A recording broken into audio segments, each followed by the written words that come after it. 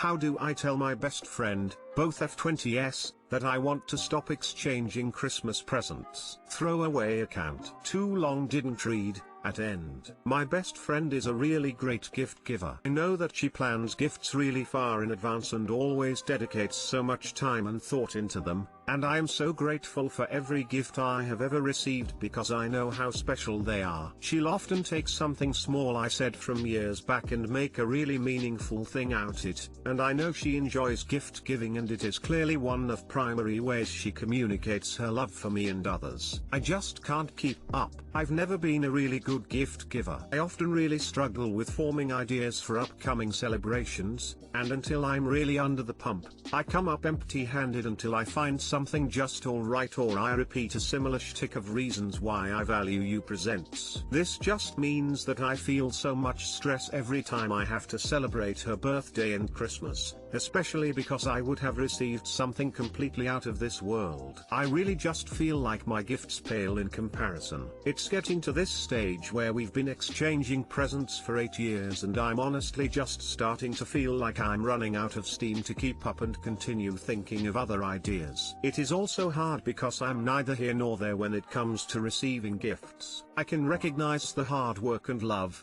but I don't need to receive gifts to know that I'm loved, and so I worry that I don't reciprocate my love well enough because my presents never feel at her level. I want to express to her my gratitude for her gifts but ask that we just stick to one a year, on birthdays, because Christmas and the occasional Valentine's Day is too much for me. I have been able to move away from gift giving with other friends by just casually mentioning it or just mutually ceasing present exchanges, and we now opt for spending time with each other, something I love. I just don't know if this would be really insensitive or soul-crushing because it's not about her or how good of a friend she is, but really about my insecurity and my differing ways of communicating love. I know I've got to have the conversation, but does anyone have any tips or advice for how I could communicate this in a tactful and non-hurtful way? Too long didn't read. My best friend is a great gift giver and expresses her love through that, but I don't, and so I feel my gifts are incomparable. I want to only exchange presents once a year and opt to spend time with her for other celebrations but don't know how to deliver this in a sensitive and thoughtful way. Edit.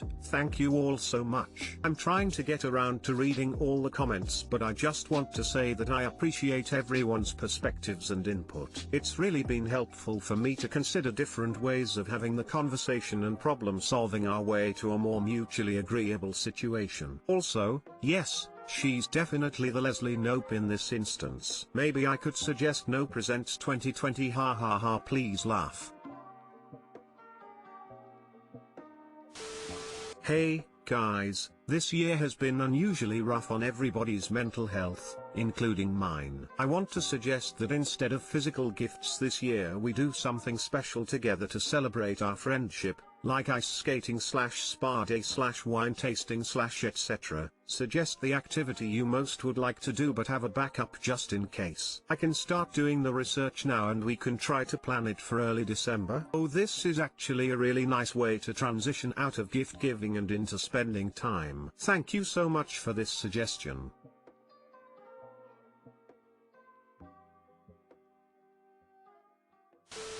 I don't know if you've ever heard of love languages, but giving / receiving gifts is a love language. Like you said, it's the way your friend communicates her love for others and it's very likely that receiving thoughtful gifts from others is meaningful to her. I am definitely one of those people like your friend. I think you should be careful to explain how you feel really to your friend, because if you don't it could really hurt her feelings. I'm not blaming you in any way because I understand that gift giving just isn't your thing. But for people with this love language, a disinterest in gifts and low effort gifts can be interpreted as a lack of love / interest itself.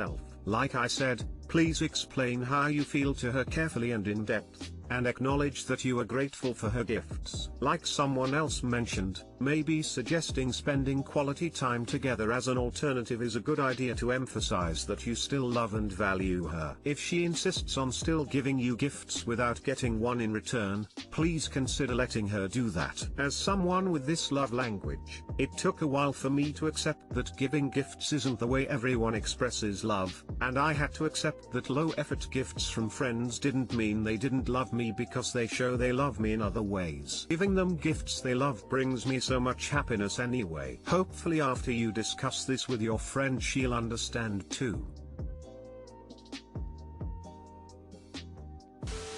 I would not feel obligated to give something in return. Or you could even stick to something very easy like a gift certificate to a place she loves. Unless she has said something about your gifts not being up to scratch. Doesn't sound like she has. I don't think she's looking for you to live up to her level of giving. People who put a lot of thoughts into gifts like the giving. I have several friends I gift to who don't give in return, and it has never occurred to me to be bothered by it because I don't consider that the point of gift giving. I would just talk to her about it. Be honest that you feel your gift giving is inadequate compared to hers and you love and appreciate how much effort she puts in, but that gift giving is not your thing. She will probably tell you that she loves giving gifts and you equally reciprocating is not important to her. One thing I want to mention: don't think you're an asshole for feeling this way, but in a sort of backwards way. If this is what she's good at and how she shows affection, it's a little selfish to ask her to stop because you feel you can't reciprocate. Everyone shows love differently. Of course, if her gifts make you uncomfortable,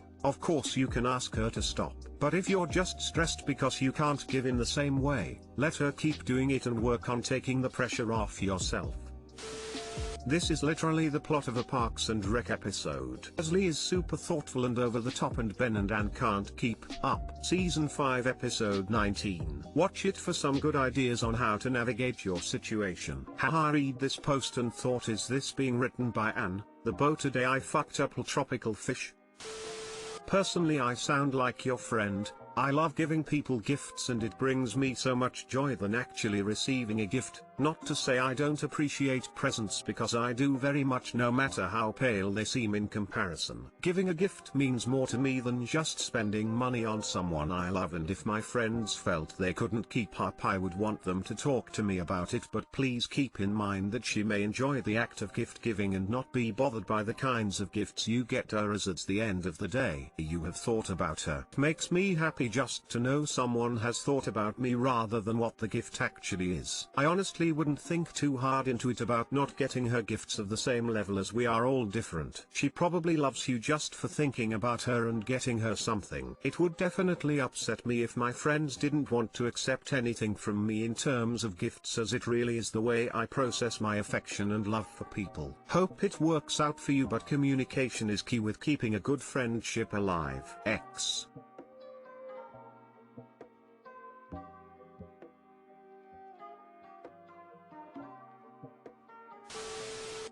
32F, have become good friends with the lady that comes to clean once a week, 50SF. I now don't need her services, but I don't want to offend her. The lady used to come once a fortnight, now once a week, and does 3 hours of cleaning. We have a good chin wag with the coffee before she started, and I then get back to my own work of being as arm to a very difficult baby. Baby is now 2.5 and has started nursery. The day is now my own. I now have the free time to do the cleaning she did myself. To complicate matters a bit, the standard of her cleaning has decreased of late, which has been annoying, but I don't like to tell her how to do her job because we're friends. If she were a stranger then I'd find it all easier. What's the best way to fire a friend? There's no contract in place about any kind of notice period, but I'm thinking of paying her 2 weeks worth of pay as a gesture of goodwill. Is it too insensitive to fire her over text? That's how we communicate if it's not in person. I don't think I've ever phoned her. Should I see her in person? Any advice is very welcome. TL Doctor, how do I fire my cleaner who I'm also friends with? Edit. Thank you so much, everyone, for your responses. Unfortunately, I'm just as confused as I was before, since you all have very different opinions on how to tackle this. I'm sure I'll figure something out. Thank you all the same. Just be upfront. He has had clients come and go before you. Your kid is now in school and you can do the cleaning yourself. She runs a business, it's okay. Have her come for one last cleaning and chat. It suggests saying that due to the change in your daily routine, little one in nursery, you're able to handle a lot more housework than when you first hired your friend. You no longer require her services, but you'd love to continue the standing coffee dates. Maybe offer a name of a new client referral, check in with that possible client prior to reaching out, maybe to fill the time she used to spend at your house, and or offer the 2 weeks pay as appreciation for all the time she spent helping make your house a home or something like that. Highlighting your appreciation is always a good move in almost any situation so that it's clear it's not a you're the problem thing, if that makes sense. And ensuring that you tell her you intend to stay friends and that this wasn't only a working relationship may sit well with her too. I think a text or call or even over coffee with her next visit may work, whatever feels more natural for your relationship. Good luck, Op.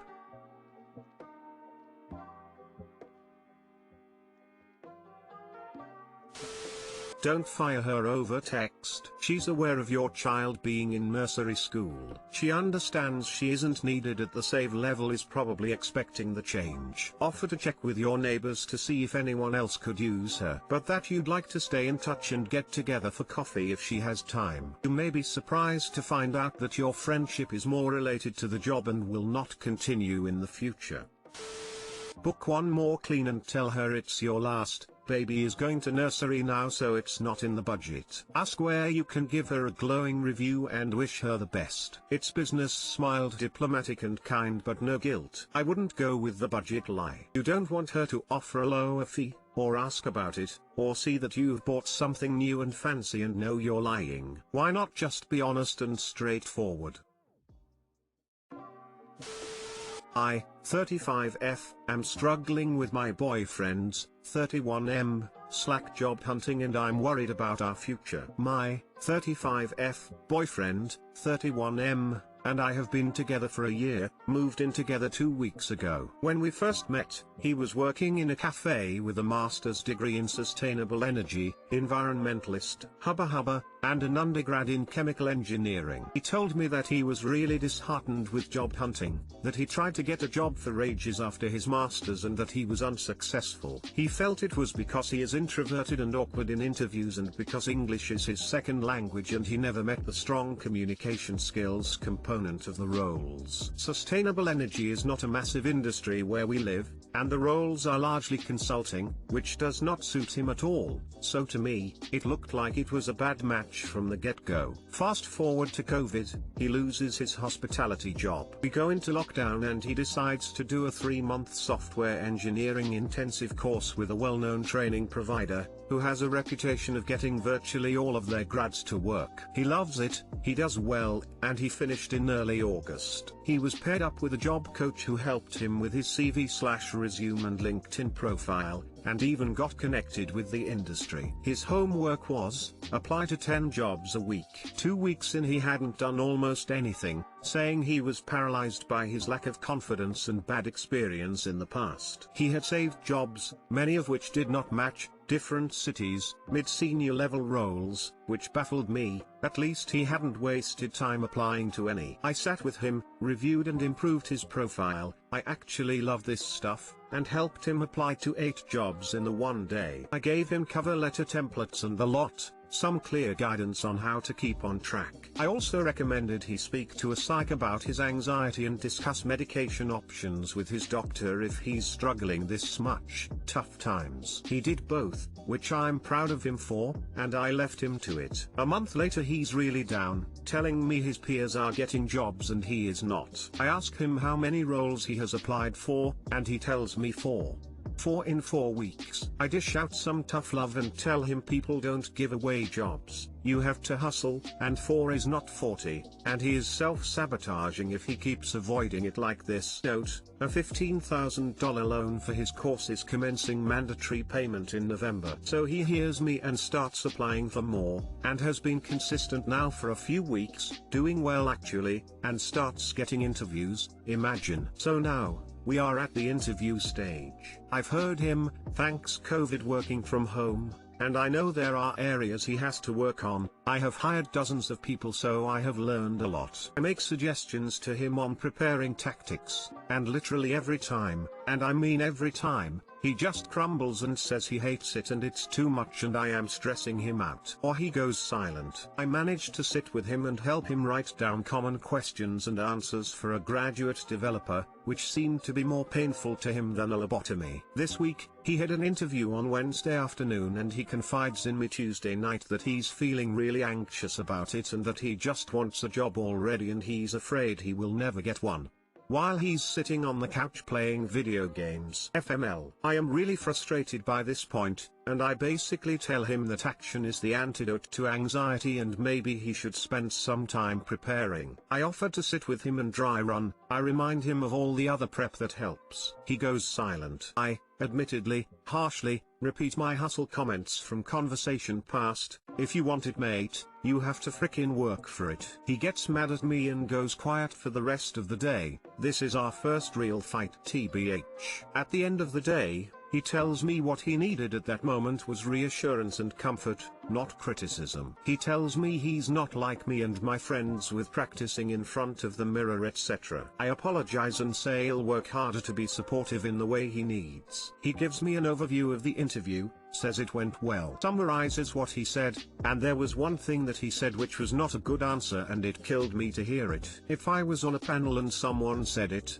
there is no way I'd hire them. I'm stumped, people, and I need some guidance. Do I keep it up with the tough love, or let him learn it for himself? I'm afraid the latter is going to be a major challenge for our relationship, and what I haven't said in this post is that he's an amazingly loving, kind and wonderful person, and I really love him. We are a really good match in a lot of ways. I just don't want this to become a bigger issue than it already is. Add-on, I should also mention, I am doing well financially and I have been covering quite a bit of spending since COVID began. Multiple times he has joked about just being a house husband while I go to work, which I was clear doesn't work for me. I sometimes feel like it's maybe easier for him to avoid the work when he has my financial support. Add on to, I forgot to mention, the first time I got him to sit down to apply to jobs, he vomited for like 20 minutes. His anxiety around the whole process was that bad. So for those saying he's just being lazy, it's not. He steps up in other areas if/when we need to talk about them. Too long didn't read. Boyfriend is avoidant on all manners of job hunting despite being very capable, and is self-sabotaging his chances to get into a career he will be great at because he is anxious about it and hates the work required to apply for jobs and prepare interviews. I'm struggling to watch him self-sabotage and need to know, do I continue pushing him and telling him the hard truths, or do I leave him to learn his lesson on his own even though it may become a wedge in our otherwise amazing relationship? Edit, add-ons and a few small other details. Thank you. I just want to say I really appreciate the perspectives and suggestions brought to this issue. Many of you have been considerate of both my boyfriend's needs and my own, and your suggestions and advice have given me the insight I need to work on myself, my relationship and my needs in a partner. To all of you who have shared your own stories of anxiety/doubt/shame, thank you for being brave. To the rest of you people who just shared your judgments without answering my specific question with comments like he's a giant baby, just dump him, he's a loser, a leech, etc. You're tone deaf and you're not following the spirit and guidelines of this subreddit. Also, all you've done is remind me how wonderful my boyfriend is, because he isn't a judgmental cynical jerk. So thanks, smile.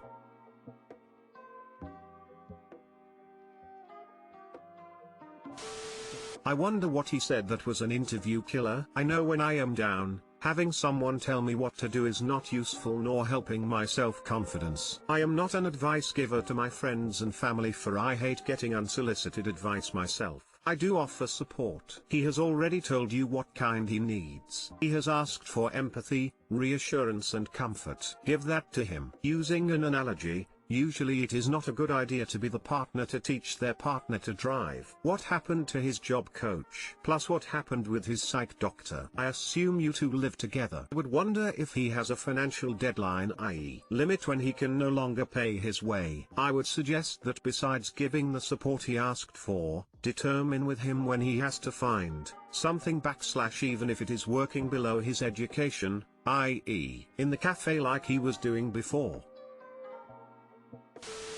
You sound just like me, and my husband and I have gone through something similar earlier on in our relationship. If you want this relationship to last, I highly recommend couples counseling so you both can have a moderated, open conversation to discuss your fears about finances and stagnation and his anxieties job hunting. For me, I learned that micromanaging would just not work and actually added even more to his anxiety. He learned that ignoring the reality of the situation was not going to make anything better, so he needed to put consistent effort in or else we weren't going to be in a relationship anymore, because being financially stable is incredibly important to me. I think it would be helpful to you both too. Hope you can work it out. This is great, thanks. I mentioned joint counseling once and I think it scared the crap out of him. But also, I'm realizing from comments of others that I haven't communicated my needs well, and that will help make it less threatening for him. When I speak to him, I might suggest it as a pathway if I am struggling with the situation still,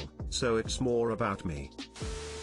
I hear what you're saying here, and all of it's true. But what I hear is a person paralyzed by fear. So paralyzed they're unable to take the first step. If he hadn't gone to college, and hadn't taken the software engineering course, I'd say maybe he's lazy. This isn't that. This is someone suffering mightily. He needs help, badly. Now this isn't technically your problem, but if you do love him, and want to help him get better, then get him into some very badly needed therapy. So can't say much about the career path or job hunting that's not already been said. But I'll tell you, once this practical aspect of you as his coach or personal manager overtakes the girlfriend, romantic, sexual partner aspect even for a bit, it's really hard to go back. So for the sake of your relationship, you might need to step back a bit. Otherwise those blurred lines might lead to him looking at you naked before sexy times, and wondering if you'd rather him be job hunting. It's hard to go back from that.